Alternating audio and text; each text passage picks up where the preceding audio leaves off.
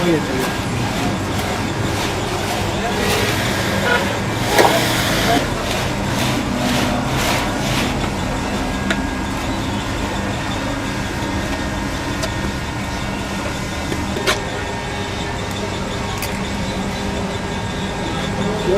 Eyfel Kulesi geliyor bence. Anlıyorum.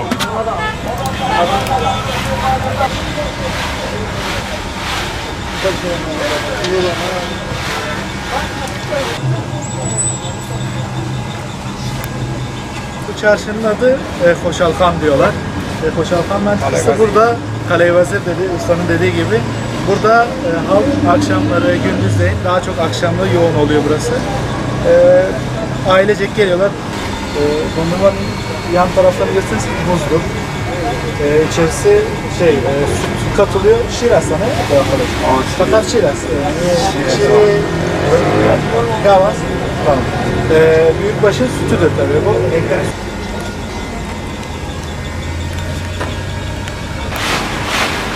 Bu şekilde yavaş yavaş donuyor. Dondurma haline kıvamına geliyor.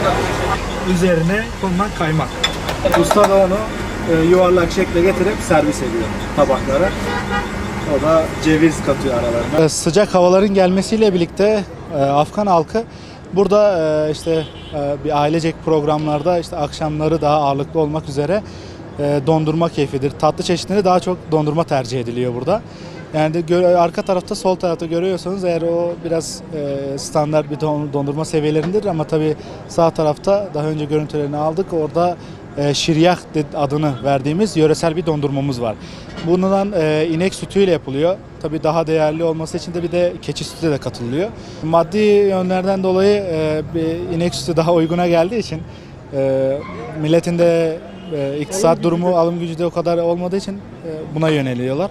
Ağız, damak tadını bilenler keçi sütünü daha çok tercih ediyorlar. Süt getiriliyor, inek sütü veya keçi sütü. Bunu kazan tarzı etrafında buzlarla çevrili. Onun içerisine sütü ekliyorlar. Sağlı sollu bir şekilde çevirerek onu dondurma kıvamına getirmeye çalışıyorlar. Ondan sonra dondurma kıvamına getirdikten sonra yuvarlak şekilde servis ediliyor. Üzerine de kaymak ekiliyor. Tabii isteğe bağlı da ceviz, Antep fıstığı tarzlarında onları ekleyebiliyorlar. Türkiye'den gelip burada bu tadı, lezzeti görmesini isteriz.